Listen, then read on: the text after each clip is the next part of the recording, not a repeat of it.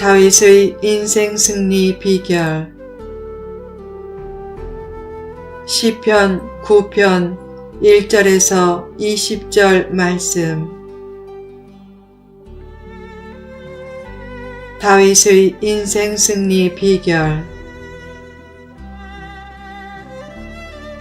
시편 9편의 표제는 다윗의 시 인도자를 따라 뭇 라벤에 맞춘 노래라고 되어 있다. 뭇 라벤에 맞춘 노래는 아들의 죽음이란 곡에 맞춘 노래로서 시편 150편 중 총 3개가 뭇 라벤에 맞춘 노래다.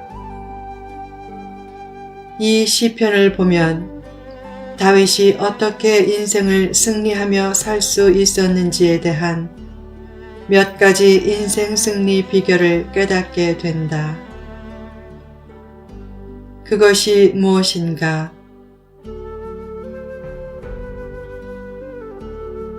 1. 하나님께 전심으로 감사하는 삶. 하나님의 이름을 높이고 감사하는 삶은 다윗의 인생 승리 비결이었다. 다윗은 시편 8편에서 고백했다. 여호와 우리 주여, 주의 이름이 온 땅에 어찌 그리 아름다운지요. 주의 영광이 하늘을 덮었나이다. 짤막한 구절이지만 하나님의 영광과 위대성과 사랑을 얼마나 가슴 벅차게 잘 표현하고 있는가. 자연 만물을 의미 있게 살펴보면 다윗의 고백이 나오기에 천문학자 중에는 무신론자가 거의 없다고 한다. 또한 다윗은 만물 중 사람을 으뜸에 두심으로 하나님보다 조금 못하게 하셨다고 고백했다. 너무 엄청난 표현이라서 하나님 대신 천사라고 표현한 번역본도 있지만 성경에서 엘로힘이 천사로 번역된 적이 없고 또한 사람이 천사보다 조금 못하다는 것도 신학적으로는 틀린 표현이기에 엘로힘은 하나님이라고 표현하는 것이 맞다. 그렇다면 사람이 얼마나 고귀한 존재인가. 성도가 이 땅에 살 때는 기능적으로는 천사보다 못해도 본질적으로는 천사들의 섬김을 받는 존재다. 그처럼 사람을 고귀하게 창조하시고 게다가 구원의 은혜까지 베풀어 주신 하나님께 다윗은 범사에 감사하는 마음을 가졌다. 구원의 크신 은혜를 생각하며 다윗처럼 늘 감사하라.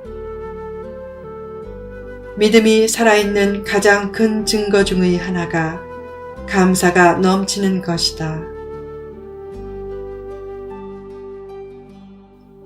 2. 하나님의 의로운 심판을 믿는 삶. 다윗은 하나님의 의로운 심판을 굳게 믿었다. 성도도 고통을 당하지만 하나님이 그 고통을 알아주시고 고통 중에 함께 해주시며 결국 의로운 심판을 통해 고통 이상의 보상을 주신다. 성도의 삶이란 악의 공격이 없는 삶이 아니라 악의 세력으로부터 보호받는 삶이다. 또한 성도의 삶은 패함이 없는 삶이 아니다. 성도도 때로는 패하고 죽지만 결국 하나님은 의로운 심판으로 악의 세력을 무너뜨리신다. 고난은 좋은 열매를 맺게 하시려고 쓸데없는 가지를 자르는 과정이다. 그때 악이 잠깐 승리한 것처럼 보여도 결국 선이 승리한다. 어느 날 임마누엘 칸트의 부친이 길을 가다가 강도들을 만났다. 강도들이 가진 것을 다 내놓으라고 하자 그는 가진 것을 다 내놓았다. 그들이 더 없느냐고 소리칠 때 더 없다고 하자 그들은 물건을 다 빼앗고 그를 돌려보냈다. 그가 얼마쯤 가다가 무심코 옷의 가장자리에 뭔가 물건이 만져졌는데 바로 금이었다. 그 금은 안전을 위해 그가 그곳에 꿰매 두었던 것인데 너무 당황해서 그 사실을 잊고 있었던 것이다. 그는 자기가 거짓말한 것을 깨닫고 즉시 돌아서서 강도들을 찾아가 말했다. 여보시오, 내가 조금 전에 당신들에게 거짓말을 했소. 고의로 그런 것이 아니라 너무 당황해서 금을 가진 것을 잊고 아무것도 없다고 한 것이오. 그 말을 하고 금을 내밀자 강도들은 기가 막히다는 표정으로 서로 쳐다보다가 누구도 그의 금을 취하려 하지 않고 오히려 빼앗은 것을 다 돌려주고는 서서히 뒷걸음치며 갔다. 작은 진실도 소중히 여기려고 힘쓸 때 고난은 축복의 길로 통하는 잠깐의 시련으로 끝난다. 가끔 극심한 시련을 계속 겪으면 이런 탄식이 나오기도 한다. 하나님, 정말 살아계십니까? 그런 질문은 사실 필요 없다. 하나님은 성도의 고통 중에 더욱 함께 하신다. 하나님은 약속을 지키시는 사랑의 하나님이고 바르게 심판하시는 공의의 하나님이다. 때가 되면 악은 물러가게 하시고 합력하여 선을 이루어 주실 것이다. 3. 하나님께 믿음으로 기도하는 삶.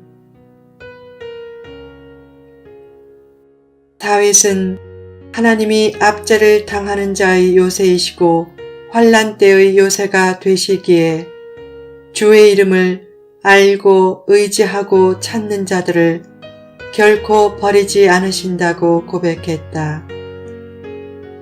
난공불락의 성도 결국 무너지지만 하나님의 품은 결코 무너지지 않는다. 또한 다윗은 피 흘림을 신문하시는 하나님이 주를 찾는 자들을 기억하고 가난한 자의 부르짖음을 결코 잊지 않으신다고 고백했다. 세상에서 제일 복된 사람은 남의 피를 흘리게 하지 않고 겸손히 하나님을 찾는 사람이다. 특히 가난은 기도를 능력있게 만드는 최상의 지렛대다. 그러면 부자와 권력자의 기도는 전혀 응답이 없는가? 아니다. 중요한 것은 가난한 심령이다. 부자와 권력자도 가난한 심령을 가지고 하나님께 매달리면 그의 기도는 어떤 기도보다 능력 있는 기도가 된다. 누가 능력자라고 자처하면 그로부터 안수기도를 받고 싶다는 생각이 든다. 그러나 능력자를 자처하는 자의 기도는 하나님이 외면하신다.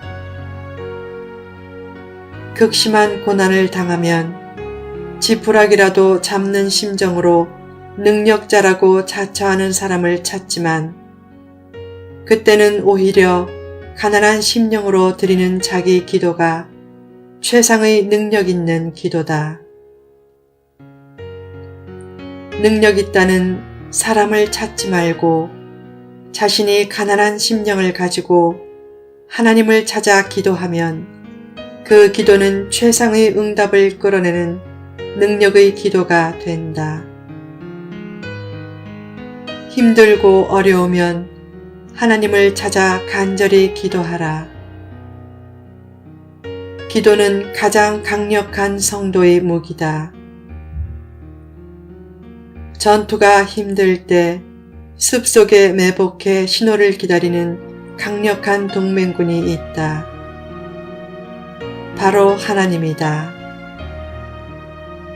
그 하나님께 하나님 나와주세요. 일어나 주세요. 라고 기도하면 하나님은 매복을 풀고 나오셔서 금방 전세를 역전시켜 주실 것이다. 다윗은 고난 중에도 하나님이 요새가 됨을 믿고 간절히 기도하는 삶을 통해 승리하는 삶을 살 수 있었다. 4. 하나님의 최종 승리를 믿는 삶. 궁핍하고 가난해도 진실한 믿음은 최종 승리를 가져다 준다. 자기 힘만 의지하지 말라. 사람의 힘은 믿을 만한 것이 못 된다. 사람은 강한 것 같아도 약한 존재다. 나폴레옹도 고독감과 외로움으로 가끔 부인 조세핀의 치마폭에서 엉엉 울었다. 사람의 힘의 과시와 자랑은 허무한 것이다. 사람은 머리의 실핏줄 하나만 터져도 똥오줌을 받아내야 하는 존재가 된다. 사람이 건강에 대해 지나치게 신경 쓰는 것은 역설적으로 사람이 매우 허약한 존재라는 반증이다. 그처럼 연약한 사람이 승리하며 사는 길은 하나님을 꼭 붙잡고 사는 길밖에 없다.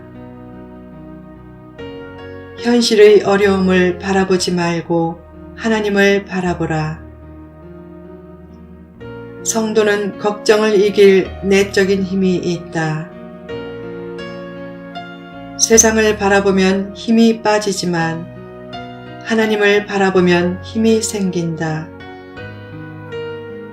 마귀는 성도의 힘을 빼려고 염려에 사로잡히게 하지만 예수님은 이렇게 말씀하신다. 내 염려를 다 맡겨버리라. 너희는 마음에 근심하지 말라.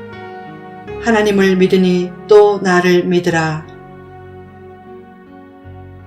믿지 않는 사람에게는 걱정도 팔자란 말처럼 걱정하는 것이 승명처럼 되지만 하나님을 굳게 믿으면 걱정하지 않는 것이 승명처럼 된다.